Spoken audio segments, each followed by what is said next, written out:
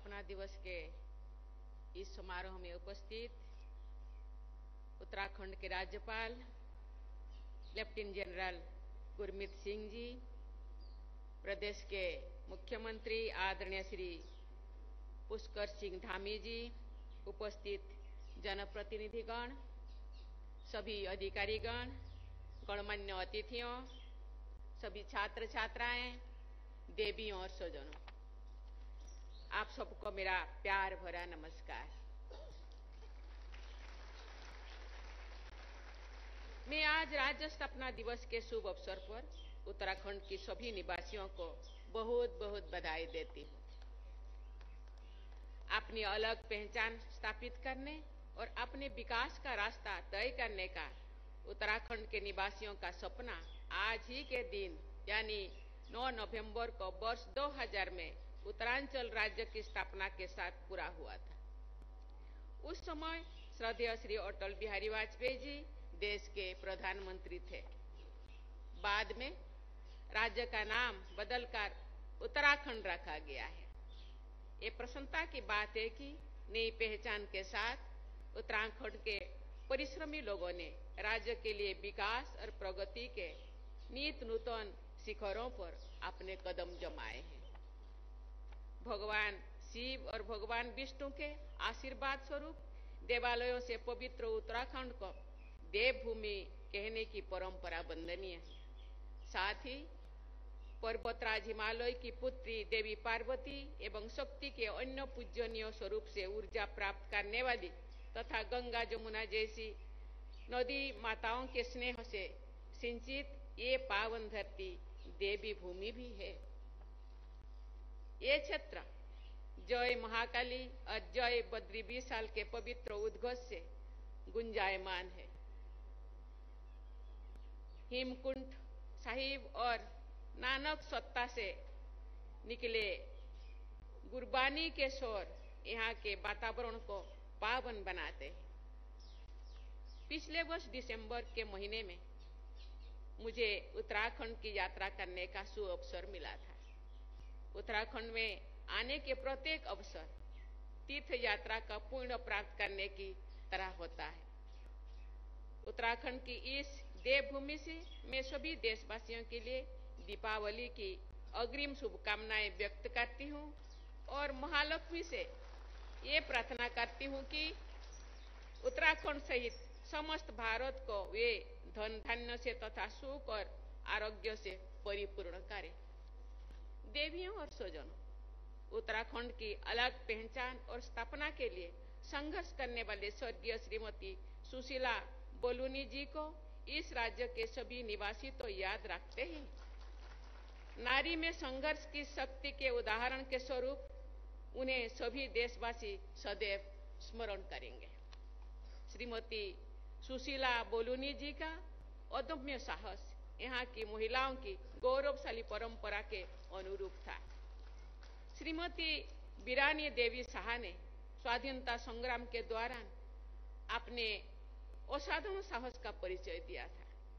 Mount Everest पर हमारा राष्ट्रीय ध्वज फहराने वाली प्रथम महिला बछेंद्री पाल जी और पेड़ों को बचाने के लिए युद्ध स्तर पर संघर्ष करने वाली गौरा देवी जैसे उत्तराखंड की महिलाओं ने पूरे देश के लिए आदर्श प्रस्तुत करते हैं।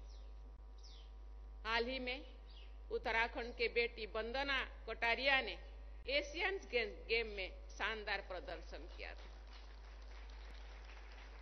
ऐसे महिलाओं ने उत्तराखंड की संस्कृति को मजबूत बनाया है। नारी शक्ति बंधन अधिनियम 2023 को अनुमति प्रदान करते समय मुझे विशेष प्रसन्नता हुई थी, क्योंकि अधिनियम उत्तराखंड सहित हमारे देश की बहनों और बेटियों के लिए राष्ट्र निर्माण में उच्च स्तरीय योगदान देने हेतु मार्ग प्रस्तुत करता है। उत्तराखंड की ये भूमि वीर प्रसभा रही है। स्वाधीनता के बाद के सभी युद्धों में उत्तराखंड के वीरों ने सर्वोच्च बलिदान दिया है। मैं उन सभी वीरों को और वीर भूमि उत्तराखंड को नमन करती हूँ। भारतीय सेना ने शामिल होकर भारत माता की रक्षा करने में यहाँ के युवा गर्व की अनुभव करते हैं। राष्ट्र की रक्षा के प्रति उत्साह का ये भाव सभी देशवासियों के लिए अनुकरणीय है। हमारी थल सेना के 2 रेजिमेंट्स, कुमाऊं रेजिमेंट और गढ़वाल रेजिमेंट का नाम उत्तराखंड के क्षेत्र के आधार पर रखा गया है। ये उत्तराखंड की शौर्य परंपरा को रेखांकित करता है। भारत के प्रथम chief of defence staff general Bipin Rawat ji इसी धरती के सपूत थे। हमारे वर्तमान chief of defence staff general Anil Chauhan ji Uttarakhand की ही निवासी है। देवियों और स्वजनों, उत्तराखंड की फिजिकल और डिजिटल कनेक्टिविटी निरंतर बढ़ाई जा रही है। भारत की अध्यक्षता में हुई G20 से जुड़ी गतिविधियों के क्रम में G20 के इंफ्रास्ट्रक्चर ग्रुप की एक बैठक ऋषिकेश में संपन्न हुई थी। उस बैठक में विश्व स्तरीय इंफ्रास्ट्रक्चर के निर्माण से जुड़ी सार्थक चर्चाएं हुई। उत्तराखंड में इंफ्रास्ट्रक्चर डेवलपमेंट तेजी गति से हो रही है। साथ ही आपदा प्रबंधन पर विशेष ध्यान दिया जा रहा है। उत्तराखंड में हो रही बहुआयामी प्रगति से निवेशकों में उत्साह बढ़ रहा है।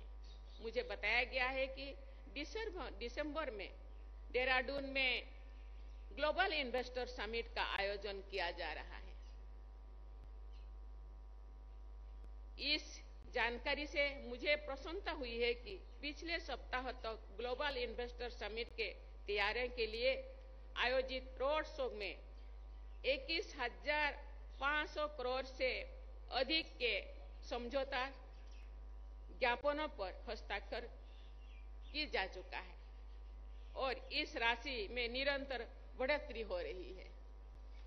निवेशकों में उत्तराखंड के प्रति बढ़ते उत्साह को कार्य रूप देने के लिए प्रयास किए जा रहा है। इन प्रयासों से उत्तराखंड के युवाओं के लिए रोजगार के अवसर बढ़ेंगे। मुझे ये जानकर प्रसन्नता हो रही है कि झारखंड के विकास में इकोलॉजी और इकोनॉमी दोनों पर जोर दिया जा रहा है। राज्य सरकार द्वारा ग्रॉस इन्वायरमेंट प्रोडक्ट यानी GEP का आकलन करने की पहल सराहनीय है। प्राकृतिक संपदा से परिपूर्ण इस राज्य में स्टेट GDP के साथ साथ स्टेट GEP पर ध्यान देने से सतत विकास का बल मिलेगा। मैं उत्तराखंड के निरंतर विकास के लिए राज्यों की सभी निवासियों को शुभकामनाएं देती हूं। राज्यों के विकास को राज्यपाल महोदय के मार्गदर्शन और आदरणीय मुख्यमंत्री जी के सक्रिय नेतृत्व से दिशा और शक्ति प्राप्त हो रही है। इसके लिए मैं आप दोनों की तथा राज्य सरकार की पूरी टीम को बहुत बहुत बधाई देता हूं। मेरा विश्वास है कि देवी देवताओं के विशेष आशीर्वाद से समृद्ध इस पावन भूमि के निवासीगण सुख, समृद्धि और विकास की नई ऊंचाई तक अवश्य पहुंचेंगे। राज्य स्थापना दिवस के आप सबको एक बार फिर बहुत बहुत बधाई। धन्यवाद। जय हिंद, जय भारत।